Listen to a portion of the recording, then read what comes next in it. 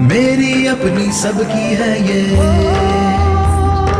मेरी अपनी सबकी है ये, आज ही नहीं कल की है ये, अपने हक अधिकार दिलाती आपकी बातें, आपकी बातें, आपकी बातें, आपकी बातें, हर मुश्किल का हल है सुझाती, जीने की एक राह दिखाती, अंधियारे में राह दिखाती आपकी बातें, आपकी बातें, आपकी बातें, आपकी बातें।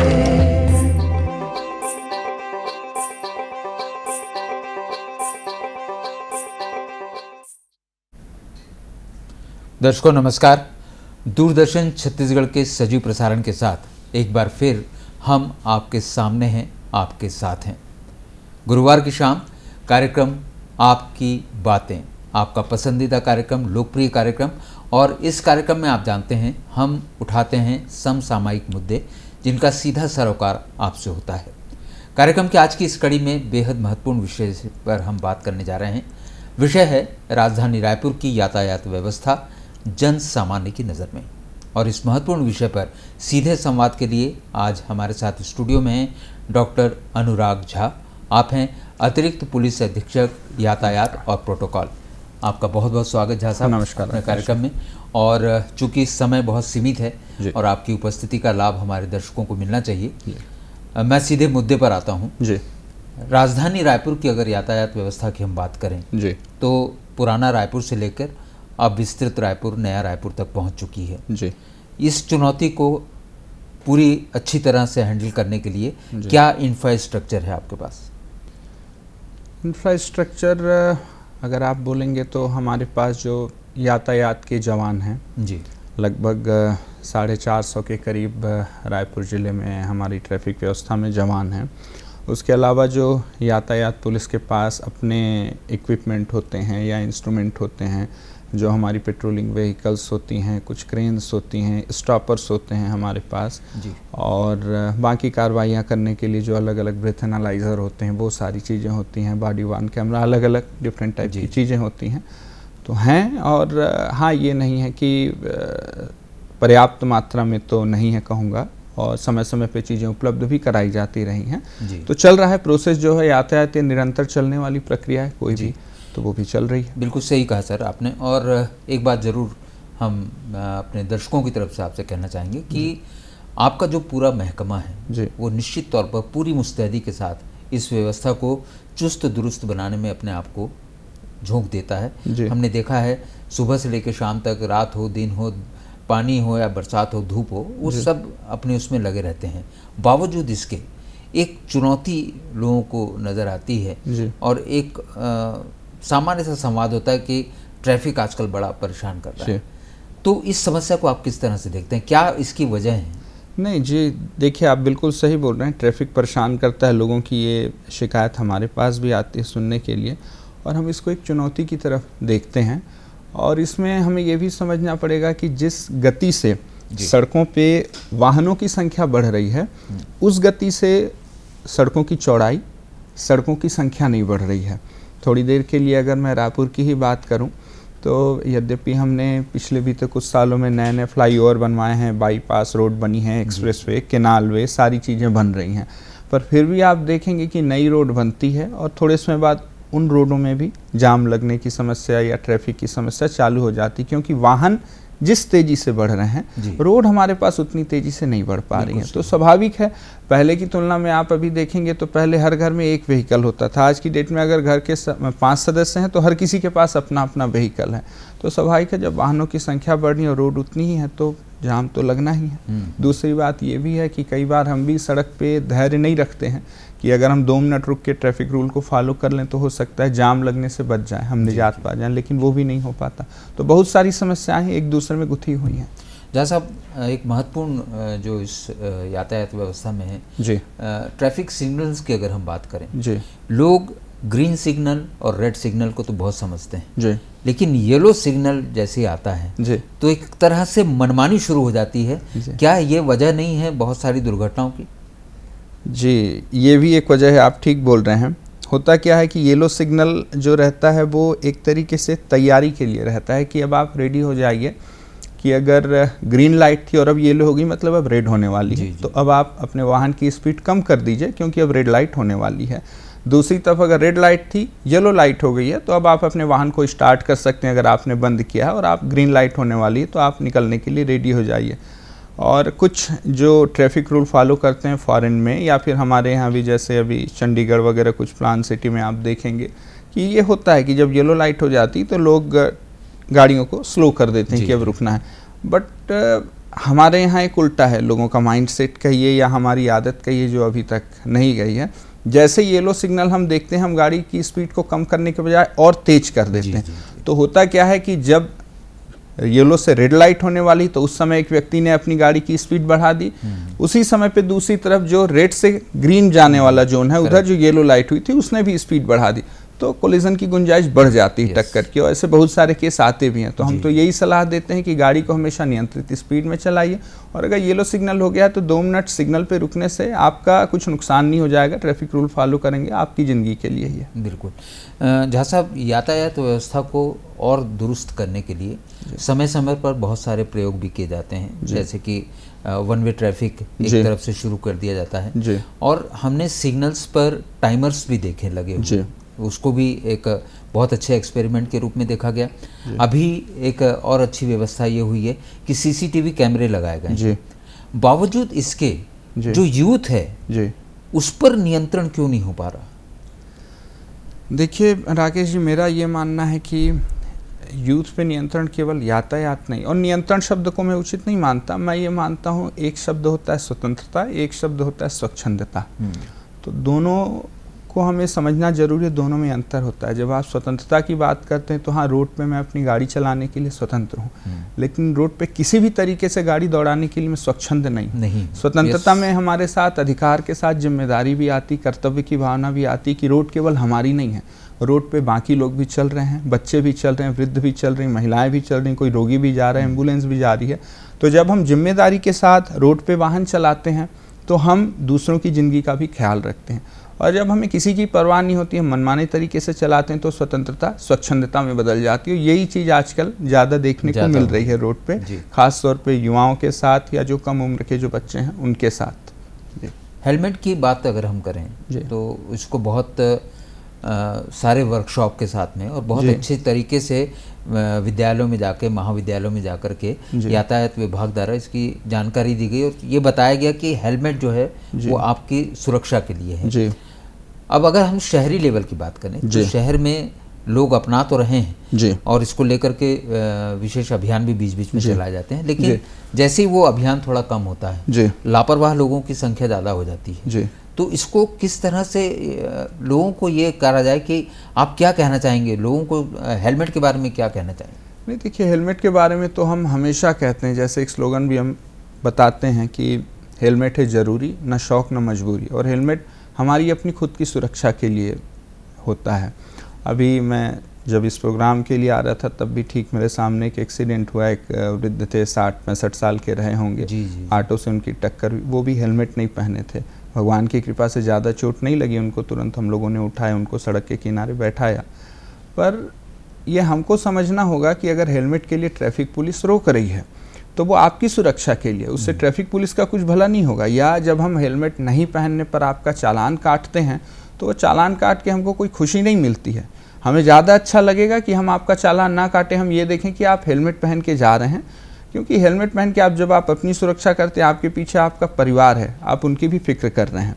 और अगर आप आंकड़ों की बात करेंगे तो जो सड़क दुर्घटना में होने वाली मृत्यु का जो आंकड़ा है, जैसे इस साल लगभग अभी तक जनवरी से लेकर जुलाई तक में लगभग 500 से ज़्यादा मौतें हो चुकी हैं रोड एक्सीडेंट में। और जो रोड एक्सीडेंट में मौतें होती हैं उसमें एक बड़ा आंकड़ा 50% से भी ज़्यादा का वो युवा वर्ग की आबादी का। और उसमें भी जब और आप उन आंकड़ों का अध्ययन करेंगे तो पाएंगे अधिकांश जो मौतें रहती हैं वो सिर पे चोट लगने से होती हैं। तो इन चीज़ों को देखेंगे तो लगता है कि हेलमेट पहनना बहुत ज़रूरी है, but at the same time ये खुद से ये चीज़ें आनी चाहिए। जब तक हम खुद में ये बदलाव नहीं लाएंगे कि हाँ हेलमेट मेरी जीवन की सुरक्षा के लिए है, मुझे पहनना ज़रूरी है, और जब तक हम उसको बोझ समझते रहेंगे कि हेलमेट एक बोझ है, हमारा सिर दर्द हो रहा है, हमको आवाज़ सुनाई नहीं देती है, तब तक ये संभव नहीं है। क्योंकि कंट्रोल करके या रूल के माध्यम से या बाकी सारी चीज़ें कुछ समय तक काम करती हैं, लेकिन जब तक व्यक्ति स्वयं अपने व्यवहार में, आदतों में बदलाव नहीं लाएगा, तब तक उन चीज़ों को लागू कर पाना थोड़ा मुश्किल रहता है। बिल्कुल सही कह रहे हैं। जहाँ साहब आप अतिरिक्त पुलिस अधीक्षक यातायात के साथ प्रोटोकॉल भी हैं जी। तो एक प्रश्न मैं इस बात पे करना चाहूँगा, चूँकि राजधानी है हमारी प्रदेश की रायपुर, यहाँ पर समय समय पर वीआईपी विजिट, वीवीआईपी विजिट होती है, राजनीतिक कारणों से कई बार जुलूस प्रदर्शन वगैरह होते हैं, धार्मिक शोभा यात्राएं निकलती हैं, सामने अभी गणेश उत्सव की शुरुआत हो रही है, 10 दिन 11 दिन का ये उत्सव है, तो इन सब चीज़ों का जो सामंजस्य है, इन सब चीज़ों का जो प्रेशर है, उसको करने के लिए अतिरिक्त बल की भी आवश्यकता पड़ती होगी आपको। किस तरह से इस चुनौती का सामना करते हैं? जी निश्चित ही, अभी जैसे त्यौहार आ रहा है गणेश चतुर्थी, हम देखेंगे गणेश चतुर्थी के समय भी भीड़ बढ़ जाती है, गणेश विसर्जन कई बार 1 से 2 दिन तक चलते हैं, नवरात्रि आएंगे, इसी बीच में ईद का भी त्यौहार है, उसमें भी जुलूस निकलता है, बाकी सारी चीज़ें जो राजनीतिक जुलूस और बाकी सब होते हैं। तो निश्चित तौर पे जब कुछ बड़ा आयोजन होता है तो आसपास के ज़िलों से या हमारी जो CF की फोर्स रहती है या हमारे पुलिस ट्रेनिंग के स्कूल रहते हैं और बाकी जगहों से हमारे उच्च अधिकारियों द्वारा बल उपलब्ध कराया जाता है और लाइन आर्डर को मेंटेन करने के लिए, उस व्यवस्था को मेंटेन करने के लिए उस बल को वहाँ पे डिप्लॉय भी किया जाता है। अब क्योंकि राजधानी है तो स्वाभाविक है कि राजधानी में ऑलरेडी यातायात का और जनसंख्या का इतना प्रेशर है, शहर के अंदर भी इतना प्रेशर है, तो जब भी कोई बड़ा जुलूस या आयोजन होता है तो एक स्वाभाविक सी बात है, लोगों को तो दिक्कत होती है ये। तो उस दिक्कत को दूर करने के लिए हम उपाय भी करते हैं कई बार कि कुछ डाइवर्ट करते हैं ट्रैफिक को, नए डाइवर्सन पे, कुछ जगह पे वन वे करते हैं, कुछ जगह रोड को ब्लॉक करते हैं, इस तरीके की कुछ उपाय किए जाते हैं। जी। जैसा अब इस विषय पर आपसे चर्चा और जारी रहेगी। दर्शकों, राजधानी की यातायात व्यवस्था पर हम बात कर रहे हैं, विषय पर चर्चा जारी रहेगी। यहाँ एक छोटा सा विराम लेते हैं, विराम के बाद तुरंत हाजिर होते हैं। छत्तीसगढ़ के ऐतिहासिक धरोहर, पुरातत्व, कला और संस्कृति का आपसे परिचय कराता है हमारा कार्यक्रम हमर चिन्हारी। इसमें हम मुखातिब होते हैं ऐतिहासिक धरोहर, पुरातत्व, कला और संस्कृति के क्षेत्र में विशेष कार्य करने वाली शख्सियतों से। तो देखना ना भूलें कार्यक्रम हमर चिन्हारी, माह के प्रत्येक शनिवार को शाम 6 बजे दूरदर्शन छत्तीसगढ़ में। देखो जानो संगवारी सुखर हमर चिन्हारी, देखो जानो संगवारी सुखर हमर चिन्हारी। दर्शकों, विराम के बाद एक बार फिर हम हाजिर हैं, आपका अपना कार्यक्रम आपकी बातें लेकर। कार्यक्रम की आज की इस कड़ी में हम बात कर रहे हैं राजधानी रायपुर की यातायात व्यवस्था जन सामान्य की नज़र में, और हमारे साथ हैं डॉक्टर अनुराग झा, अतिरिक्त पुलिस अधीक्षक यातायात और प्रोटोकॉल। विराम पर जाने से पहले तमाम महत्वपूर्ण मुद्दों पर आपसे बातचीत हुई है जी। अब मैं एक चीज़ आपसे ये भी जानना चाहूँगा कि चूँकि पुराने रायपुर के साथ नए रायपुर की व्यवस्था भी अब धीरे धीरे जुड़ती जा रही है और जिस तरह से वहाँ पर बसाहट बढ़ रही है, वहाँ भी आपको जो है अपने महकमे की मुस्तैदी जो है वो बना के रखनी पड़ेगी। किस तरह से भविष्य की जो योजनाएं हैं आपकी, नया रायपुर पुराना रायपुर दोनों को समाहित करते हुए, क्या आपकी कुछ खास योजनाएं हों? यातायात की स्पेसिफिक आप योजनाएं पूछेंगे तो मेरा ये कहना है कि योजनाएं जो हैं समेकित रूप से बन रही हैं। समेकित मतलब हमारी जो योजनाएं हैं वो शहर की प्लानिंग के साथ ही जुड़ी हैं। अगर शहर की प्लानिंग अच्छी है तो उसमें सारी चीज़ें समाहित हो जाती हैं। तो फिलहाल जो अभी प्लानिंग चल रही है शहर के भीतर और बाहर कुछ जगहों पे फ्लाईओवर का जो निर्माण करना, ताकि जो लोग शहर के सीधे बाहर जाना चाहते हैं उनको शहर के अंदर के ट्रैफिक में ना जूझना पड़े। और कुछ जगहों के फ्लाईओवर को केंद्र की स्वीकृति मिल भी गई है, कुछ जगहों पे फ्लाईओवर का सर्वे चल रहा है, कुछ जगह निर्माण चालू हो गया। जैसे आप देखेंगे मंदिर असौद के पास एक फ्लाईओवर का निर्माण जारी है, तेलीबांधा के आसपास 1-2 सर्वे हो चुका है, जारी है। नया रायपुर में तो स्मार्ट सिटी ही है, तो बहुत सारी जो समस्याएं हैं ऐसी उम्मीद की जा रही है कि वहाँ पे नहीं आएंगी क्योंकि वो प्लान्ड तरीके से बढ़ रहा है। और बाकी इंफ्रास्ट्रक्चर वाइज हमारे इक्विपमेंट साइड बहुत सारी चीज़ें यातायात को मद्देनजर रखते हुए खरीदे जा रही हैं। जैसे हम लोग बीच बीच में स्पीड गन या जो स्पेशल जो सीसीटीवी कैमरे आते हैं जो यातायात को नियंत्रित करने के लिए लगाए जाते हैं वो, या बॉडी वार्न कैमरा, इस तरीके की चीज़ें, प्लस म्युनिसिपल कॉरपोरेशन के साथ मिलके डिवाइडर और रोटरी जहाँ जहाँ पे ज़रूरत हो वो कुछ जगह पे बनवाए जा रहे हैं, कुछ जगह पे अभी कंस्ट्रक्शन हो रहा है, कुछ समय पे आप देखेंगे कि कंस्ट्रक्टेड हो चुके हैं। तो एक साथ सारी चीज़ों पे काम चल रहा है और कुछ समय में आपको सारी चीज़ें दिखाई भी देंगी ग्राउंड पे। इसमें झा साहब मैं आपसे ये भी जानना चाहूँगा कि इंफॉर्मेशन टेक्नोलॉजी जो है इस सेक्टर में बहुत तरक्की हो रही है और अब तो आईटी भी आ गया है, इसमें एआई का भी इन्वॉल्वमेंट हो गया है। तो क्या हम इस यातायात व्यवस्था को चुस्त दुरुस्त करने में सिर्फ सीसीटीवी कैमरों के अलावा हम एआई का इस्तेमाल करते हुए, ताकि अगला जो सिग्नल है, मान लीजिए मैं शंकर नगर से निकल रहा हूँ तो अगला जो सिग्नल है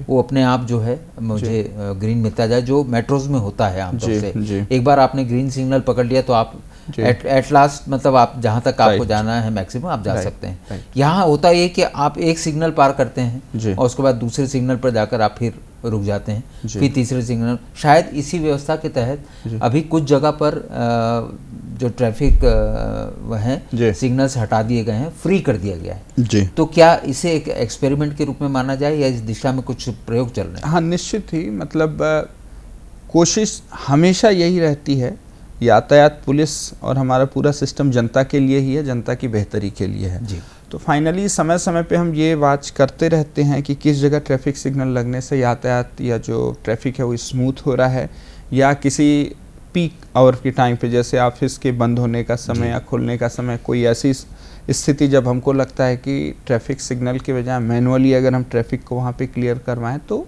ज़्यादा स्मूथ तरीके से ट्रैफिक वहाँ क्लियर हो पाएगा। उसके अलावा आप जो बड़े शहर का एग्जाम्पल दे रहे थे उसी तर्ज पे अगर आप ध्यान देंगे, कुछ जगहों पे आजकल आपको ट्रैफिक में टाइमर की जगह VAC लिखा हुआ दिखाई देगा। तो एक नया VAC मोड है जिसमें जो AI का आप जो बोल रहे हैं वो यूज़ होता है। कैमरों के माध्यम से जो AI का यूज़ करके जो कैमरा और जो सिस्टम रहता है वो खुद डिटेक्ट करता है कि किस ओर से गाड़ियों का प्रेशर ज़्यादा है तो उधर वो ग्रीन सिग्नल पहले दे देता है। तो वो चीज़ें अप्लाई की जा रही हैं। हाँ, एक दो चीज़ें इसमें परेशानियाँ आती हैं, जैसे कुछ जगहों पे आप रायपुर में देखेंगे कि ट्रैफिक सिग्नल बहुत थोड़ी दूर पे ही लग गए हैं। जैसे आप शंकर नगर वाली रोड पे आएंगे तो 2-3 ट्रैफिक सिग्नल बहुत थोड़ी दूर पे। तो समय के हिसाब से ये भी चीज़ें सुधरेंगी। जैसे हमारा जो रायपुर है जब राजधानी बना वो पुराना शहर था, धीरे धीरे उसमें बहुत सारी चीज़ें चेंज हो रही हैं आवश्यकता के अनुसार, भविष्य को देखते हुए। तो कुछ समय में और भी चीज़ें बेहतरी के लिए हमें दिखाई देंगी। जी झा साहब, जिस तरह से हम AI की भी बात कर रहे हैं, IT सेक्टर में बहुत सारे डेवलपमेंट्स हो रहे हैं, बहुत सारे प्रयोग हो रहे हैं।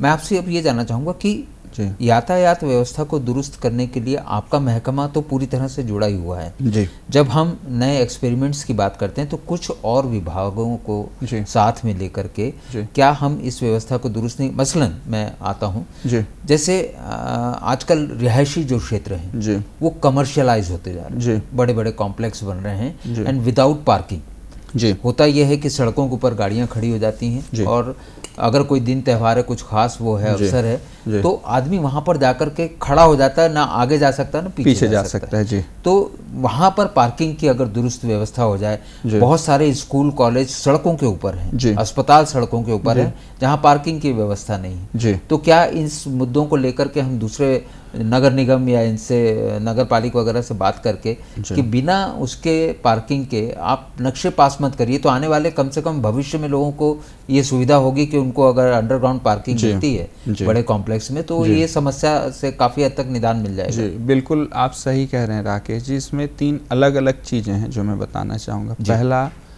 निश्चित तौर पे बाकी सब विभागों के साथ भी सहयोग लगातार जारी है, चाहे नगर निगम के साथ हो या टाउन एंड कंट्री प्लानिंग के साथ में हो या PWD के साथ में हो, लगातार सहयोग जारी। जैसे अभी हाल फिलहाल 2 चीज़ें आपने कही, एक तो जो बिना पार्किंग के जो दुकान और व्यावसायिक कॉम्प्लेक्स जो निर्माण हो रहे हैं, निश्चित ही वो एक बहुत बड़ी समस्या है और निगम के साथ उस चीज़ का समाधान भी ढूंढा जा रहा है। और वर्तमान में तो ये जो जानकारी है मेरी कि अब अगर कोई व्यावसायिक कॉम्प्लेक्स या इस तरीके की इमारतें बनती हैं कोई भी बड़ी, तो बिना पार्किंग की फैसिलिटी के उसको अनुमति नहीं दी जा रही है। दूसरा चीज़, जहाँ कहीं पे भी अवैध पार्किंग हो रही है ट्रैफिक पुलिस के द्वारा भी कार्रवाई की जा रही है। तीसरी चीज़, समय समय पे अभी आप देख रहे होंगे रायपुर में एक टीम प्रहरी का गठन किया गया, जिला प्रशासन और पुलिस, यातायात पुलिस के द्वारा मिलके। उसमें डिफरेंट विभागों के सब सदस्य भी हैं और वो लगातार काम कर रही जहाँ जहाँ पे अवैध कब्जे की शिकायत है, क्योंकि ट्रैफिक जाम का या रोड के सकरा होने का एक बड़ा कारण अवैध अतिक्रमण भी होता है। अवैध अतिक्रमण किसी भी तरीके का हो सकता है, या तो छोटी सी गुमटी लगा ली जाए, ठेला लगा ली जाए, या कोई व्यक्ति अवैध अतिक्रमण करके कोई निर्माण कार्य कर रहा हो, किसी भी तरीके का, वो भी जाम का एक बहुत बड़ा कारण है। तो इस चीज़ को ध्यान में रखते हुए कंबाइंड टीम, जिसको प्रहरी का नाम दिया गया है, वो टीम प्रहरी भी काम कर रही है, लगातार अलग अलग क्षेत्रों में अभियान चला के अवैध कब्जों को हटा के रोड को स्मूथ और सुगम बना रही, ताकि यातायात क्लियर हो सके। पर चौथी चीज़ जो मैं इसके साथ बोलना चाहूँगा, जहाँ कहीं पे पार्किंग है, आपने पहली चीज़ उठाई कि पार्किंग नहीं हो तब की समस्या, लेकिन इसके साथ एक दूसरी चीज़ और भी आती, दूसरा पहलू, कि क्या जहाँ कहीं पे पार्किंग की व्यवस्था है, हम और आप या हमारा जो जन सामान्य है उसमें हम सब शामिल हैं, जहाँ फैसिलिटी, क्या हम वहाँ उस फैसिलिटी का पूरा उपयोग कर रहे हैं? राइट, बिल्कुल। क्योंकि अगर मैं उदाहरण यहीं का लूँ, मल्टी स्टोरी पार्किंग हमारे आपके लिए ही उपयोग के लिए बनाया गया है, बावजूद इसके लोगों के द्वारा पार्किंग फैसिलिटी का उपयोग नहीं किया जाता है, जबकि सिर्फ 2 से 3 मिनट लगते हैं वहाँ गाड़ी को पार्क करके आने में। तो ये हमारी आदत में भी हमको शुमार करना होगा कि हम थोड़ी देर के लिए अपने आलस को छोड़ें। अगर फैसिलिटी दी हुई है तो हम पार्किंग में जाएं, गाड़ी को खड़ी करें। और मल्टी स्टोरी पार्किंग तो फ्री ऑफ कास्ट है, वहाँ पार्किंग के पैसे भी नहीं लगते। कई बार हम जो देखने में आता है कि अच्छे लोग जो आसानी से पार्किंग की फैसिलिटी को यूज़ कर सकते हैं, मल्टीप्लेक्स में जाते हैं, शॉपिंग मॉल में जाते हैं, लेकिन पार्किंग का 10 रुपये 20 रुपये बचाने के लिए हम अपनी गाड़ी खड़ी करने के लिए बाहर कहीं जगह ढूंढते हैं, बजाय इसके कि हम पार्क कर दें अंदर जाके। तो हमको अपनी आदत में भी सुधार लाने की ज़रूरत है कि अगर हम सही तरीके से गाड़ी को पार्क करेंगे तो बाकी लोगों को सुविधा मिलेगी उससे। बिल्कुल झा साहब, आपने बहुत ही अच्छी बात बताई। और दर्शकों, ये बहुत महत्वपूर्ण विषय भी है, और हम जो चर्चा कर रहे हैं, झा साहब ने कहा कि जहाँ पर पार्किंग की सुविधा है कम से कम उससे तो अवेल किया जाए। वहाँ पर 10 रुपये 15 रुपये बचाने के लिए आप सड़कों पर गाड़ियाँ खड़ी कर देते हैं। परेशानी आपकी वजह से आपको भी होती है और सभी को होती है। झा साहब, अभी तक की चर्चा में ये बात तो बहुत स्पष्ट है कि यातायात विभाग यातायात व्यवस्था को चुस्त दुरुस्त करने के लिए पूरी मुस्तैदी के साथ काम कर रहा है। नए जो प्रयोग हैं उनके साथ भी काम। जन सामान्य से आपका विभाग क्या अपेक्षा करता है? जन सामान्य से हमारी बहुत बड़ी अपेक्षा नहीं है। हम जन सामान्य से छोटी छोटी चीज़ों की अपेक्षा करते हैं, जिसमें सबसे पहली बात यह है, हम उम्मीद करते हैं कि आप ट्रैफिक के रूल्स का, लॉ का सम्मान करेंगे। अगर आप जनता जो है खुद ट्रैफिक के रूल्स का सम्मान करने लगे या पालन करने लगे रूल का, तो मेरा ये मानना है कि 90% से भी ज़्यादा ट्रैफिक जाम या बाकी सारी चीज़ें, समस्या अपने आप खत्म हो जाएंगी। मिसाल के तौर पे आप देखेंगे हर सड़क पे अधिकतर जो रहता है, लेन बांट दी जाती है कि जिनको राइट मुड़ना है, अगर सिग्नल हो गया तो राइट, जिनको जाना है वो राइट साइड में गाड़ी रोक लें, जिनको सीधा जाना है बीच में लेफ्ट वाले लेफ्ट पे गाड़ी अपनी लेके निकल जाएं। लेकिन अगर आप देखेंगे जहाँ कहीं सिग्नल होता है, जिनको जहाँ भी जाना हो, दाएं बाएं, जो पूरी की पूरी रोड जाम रहती है, जिसको लेफ्ट निकलना है उसके लिए जगह नहीं बचती। तो ट्रैफिक रूल का सम्मान करें। दूसरी चीज़, हमें ये ध्यान रखना पड़ेगा कि जो ट्रैफिक का व्यक्ति खड़ा है वो भी हमारी और आपकी तरह इंसान है।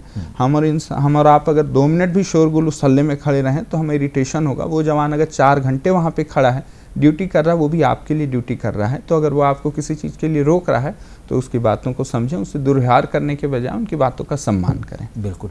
जैसा साहब आपने जो ये बात कही बिल्कुल दुरुस्त है कि सिर्फ ट्रैफिक सिग्नल ही नहीं बल्कि ट्रैफिक लेन जो है उसका सेंस भी होना बहुत ज़रूरी है, और ये यातायात व्यवस्था को दुरुस्त करने में बहुत सहायक हो सकती है। कार्यक्रम का एक लास्ट मिनट बचा है, आप दर्शकों को क्या अपना संदेश देना चाहेंगे? मैं दर्शकों को यही संदेश देना चाहूँगा कि ज़िंदगी अमूल्य होती है। जब आप रोड पे निकलते हैं तो आप हमेशा ये ध्यान रखिए कि घर पे भी आपका कोई इंतज़ार कर रहा है, और जो बाकी लोग रोड पे आना जाना कर रहे हैं उनका भी घर पे कोई इंतज़ार कर रहा है। तो जब भी गाड़ी चलाएं पूरी जिम्मेदारी के साथ चलाएं।